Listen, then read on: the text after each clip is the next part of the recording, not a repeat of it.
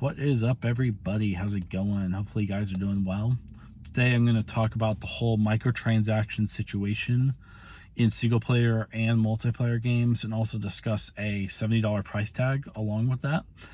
And so let's get into it. So I believe that microtransactions should not exist in the game unless it's free to play. And that includes single player and multiplayer.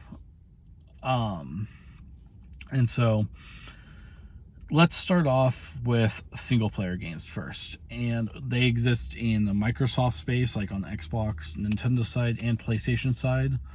And they exist in the mobile, but that doesn't really count. Because pretty much every mobile game has microtransactions in it, and it's free to play unless you pay up front. So let's start off with Breath of the Wild on Nintendo's side. So they added DLC, but I don't think that's right. Like DLC and added content on later, because that's not right. You already paid $60, $50 for this game, and I expect to have everything in the game, nothing added from day one once I bought the game.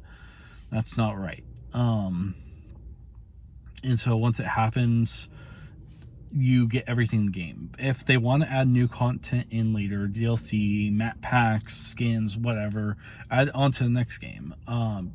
Because that would be make people more excited for the next game. It's the same concept with Overwatch 2. Which I can get into later. Anyways, all this should happen at like a fair price, and that you should only get charged up front. And that's how single player games work, is that once you pay for the initial price, you get everything in the game. That's how it was back in the day in the late 2000s, and that's how it always should be. But now people and developers are now adding content in the game while the game is still live and brand new. Well, kind of. I know Breath of the Wild is a pretty old game, but still, they shouldn't add that. They should add it on Breath of the Wild 2. Same concept goes with different other games like Smash. You added characters as a base characters, and that's from all the previous games. But if you want to add new characters, make a new game, and it would be a totally different game and a new game, in a new experience in a sort of way. And I just don't think that it should be added, especially when you pay the original price. You should just save it on for a next game and release that the next year or the next 2 years, whatever. And this goes on with different games as well, because let's take God of War 4, for example, on the PS4. That was a great game, but it had no microtransactions and all. It added enhancements, which is good, but it wasn't new content. It was just enhancements and stuff like that to improve bugs, which every developer should do. But take a look at how much money they made within their first year without any microtransactions, without any sort of monetization onto it. You paid for the original price, which was like $60, and boom, that's it. You get the price you got, and all the content was there. And yet it made over $400 million, if I'm not mistaken, within its first year. And that's more than any other live service game, single player or multiplayer game I have seen ever. And I think other developers should be doing this. Is that I think they should follow in the footsteps. And it's not right. And so let's take, I don't really know, because I don't play much Xbox or any other games. Like Devil May Cry 5 has some of the worst out there, and yeah, it's a single player game. It's just some developers have done it right, but many others have done it wrong. And it's my philosophy that any sort of DLC or microtransactions do not belong in single player games, because you already paid the initial price. Now, it's a free to play game, fine, go for it. I don't care, because that's a free play game. You get to test out, like it's kind of like a trial or a beta, and if you want to expand further and get more content in the game, that's fine, as long as you don't go overboard and pay $100. But if you pay for what original game and you like the game because it's free to play, that's fine. you should get all that content because you love the game and it was a free to play anyways. But if you already paid $50 for that and then paid another $50 on top of that, that's like over $100 you paid for one game. It just doesn't justify the purchases of making that microtransactions purchase, if you know what I'm saying. I just think that it's been inflated, and people just accept all this DLC in one game. I don't. I just think that it needs to be pushed back into a later game, or just not added at all. And this, I don't like the whole idea there. It's not good because it's a single player game. You got all the content from the start, and that's how it should be. So that's kind of how I feel about single player games, is that all the content should be there once you buy the purchase, period. Nothing should be added later. Now let's talk about multiplayer games, because this gets a little bit more complicated. There are many free-to-play multiplayer games like Immortal Phoenix Rising or Fortnite, but let's talk about Fortnite, because it's a free-to-play game. It always has been that Battle Royale. It has a Save the World mode, which you can't pay for, and that was its original purpose. But Battle Royale, it's a different story, because it was a free-to-play game, and then they added skins and all cosmetics later, and that's fine, because all that doesn't affect the gameplay. You could be a level 1 skin from day one, buy no skins or cosmetics at all, and still wreck everyone in the lobby. That's fine. It's still the same mechanics. And they added a lot of cool skins, which you can get. They are expensive. I get it. It's like $20 for a pack of skins or cosmetics. But you get to pick and choose, or just don't choose at all. But that's different because it's a free-to-play game. You enter it free-to-play to try, and see if you like it, you can buy it. That's fine. It justifies the purchase, and it should be more.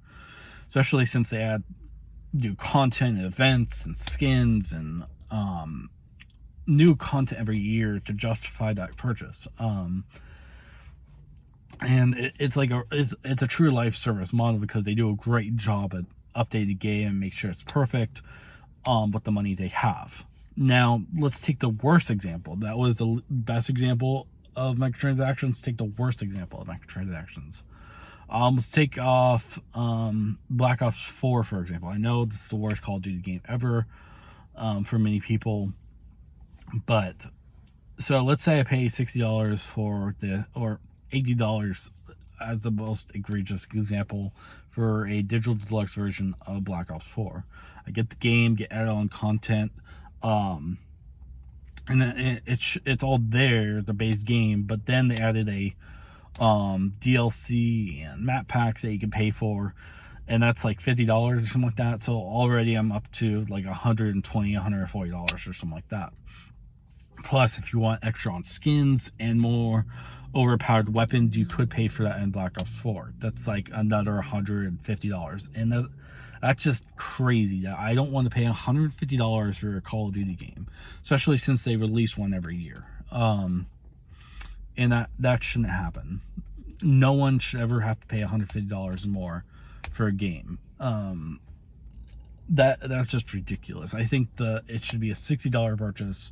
The digital deluxe version is fine because you get extra on content that's special to that version. But I'm just talking about the base games. Base game where you should have all the maps from the start, all the guns, and everyone should have an equal playing field from the start.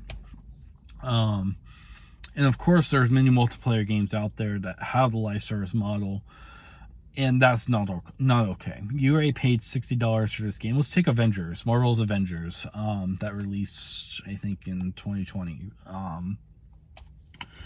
That's not okay. So they got like the $60 purchase. It was okay game at first. It had content there, but wasn't enough to justify $60. And then but again, it was a broken game. It was full of it was full of bugs. It was so glitchy and grindy. No one wanted to play it at launch. And that shouldn't be right. And they should have fixed that or delayed it. And yet, so many months afterward, they added a season pass, added cosmetics and a whole tier system, which is not good at all. That is never good, because no one should have to pay for a game they already have, especially if it's a live service game. It's not right, because the vendor is failing. It lost 97% of their database, and yet it still failed, and didn't do well. Yeah. Another one is Fallout First with Fallout 76. You already paid the $60, and then they're adding a season pass onto that. Of course, no one likes Fallout 76, and everyone hates Bethesda now. I'm just saying, all these games, especially if they take a live service model and add microtransactions into that, it's an immediate fail. Because besides No Man's Sky, which still lied to people, the Sea Fuel and Start, it doesn't matter. I'm trying to think of other games. Pretty much, if anyone adds a season pass or DLC added on to the original purchase, that is not okay ever. Because this make the game $120 if you want to from the start. You don't have to manipulate people into thinking it's added on content, because it's content that already should be part of the game no matter what. If, let's say, there's new map packs in Call of Duty, it should be added from the start. That one is already intended to be part of the game, and yet you still add it later on as part of season pass or a map pack. It doesn't work like that. It's content that should be part of the game no matter what, unless it's cosmetic only, and it's free to play like Fortnite. It shouldn't be added. Now, if it's cosmetics part of the game that you can earn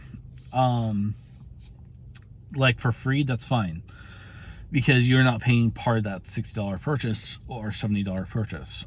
And that's kind of the justification I have for all these games, is that the $60 purchase needs to stay. It shouldn't go beyond that.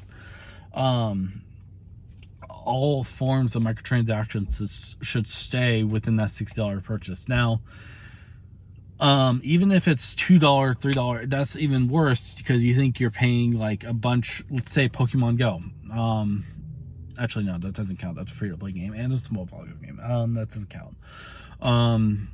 But let's say something like Pokemon Go. I'm not saying it is Pokemon Go, but let's say they add like a $2 pack and you get 10 Pokeballs or something like that. That's even worse, because you run out of Pokeballs so fast, and you buy. By the end, you ending $60 for the Pokeballs, and it's on top of that purchase you made for that $60 video game. Now, I'm not saying it's Pokemon Go, it's something like it. I can't think of anything at the moment, but that's what I'm thinking of.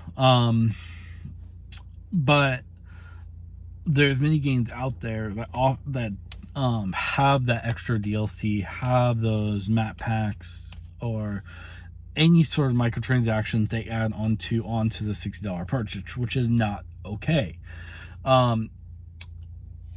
Unless even if it's cosmetic only, still it's not enough to justify that purchase. So that's kind of my concept with multiplayer games. As long as it's free to play and people try it out first, and then look at it, then buy that $60 or $100, whatever, it's fine with me. But if you add that on to a $60, $70 game you already purchased, it's like that. If you ever seen that Viva La Dirt League video of the microtransactions video, you know what I'm talking about. It's like you already paid $80 for a game, you want to explore more into the next thing, but you have to pay up of the microtransactions that happen. You have to pay for repair your store, and you have to go into the next area to get crystals, and you have to do all these things in order to access the next area that should have been part of the original game. It shouldn't have been added later. It shouldn't, where you have to pay for it. It should have been that part of that purchase. And that's what I hate about these companies, is that they add content, or should have content that's part of the original game, and that you have played for part of the original purchase, and that's how it should work. Nothing should be added later. Now let's switch topics and talk about the $70 price tag. I am fine with the $70 price tag as long as there's no other microtransactions involved. I am fine paying $70 for Spider-Man game, a God of War game, as long as nothing is added later on. Even the Spider-Man DLC, I was not good with that purchase, because even though I probably bought it for kind of cheap, it shouldn't be added later on. It should have been part of the game, and then they should have added more to the second game. And that's how it should work. And with $70, if no microtransactions are added in the game whatsoever, even at a later on date, that's not okay. Sorry, that is okay, as if nothing is added. But if something is added, then no, you shouldn't even. Yeah, I don't like the idea, because if you're paying, because even with that $10 price tag, you are making, like, let's say they did it for God of War 4. Instead of $400 million, they may have made $600 million because of that $10 price tag, and that's fine, as long as they didn't add any microtransactions in the game at all. And that's what I'm trying to argue, is that they already make enough money as is, and if anything goes beyond that $60-$70 price tag in terms of microtransactions, that is not okay. That should never be okay. That is agreed at that point, because I know they need to monetize their game, but they don't need to do it that way. You already paid for the game, and it shouldn't be like that at all. That's not how companies work.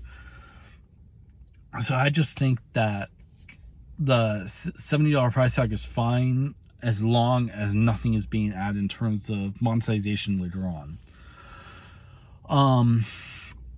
So that's kind of my philosophy on the whole microtransactions, is that they're fine in single player games, base game, if nothing is, and if they push it back to a later game or nothing is added later on. And the same goes with multiplayer. But with multiplayer, nothing should be added on once that $60 price tag is reached. Just save it for another game. That's fine. Do what they did back then. They made enough money. I know video games are costing more and more, but that's the price of getting into the market. And I don't believe that you should be paying for stuff that was part of the original game, first off. With Overwatch 2, for example, all this is new content they pushed back into a second game. They kept the original heroes, they kept the original concept. They had new maps, but they didn't force people to pay for the original maps in the first game. They pushed that towards the second, and that makes people more excited for the second game. I know people want the second game immediately, but it doesn't justify the purchase if you're going to pay for a map pack now. I would rather have it pushed back to a second game, because all those microtransactions will be pushed to the second game. And my Overwatch 1 is fine now because it's cosmetic. It doesn't affect it, and you don't necessarily have to pay for it. There are new skins you want, yes, but it doesn't affect the gameplay. Same goes with Fortnite. And that's kind of like my justification I have with all this.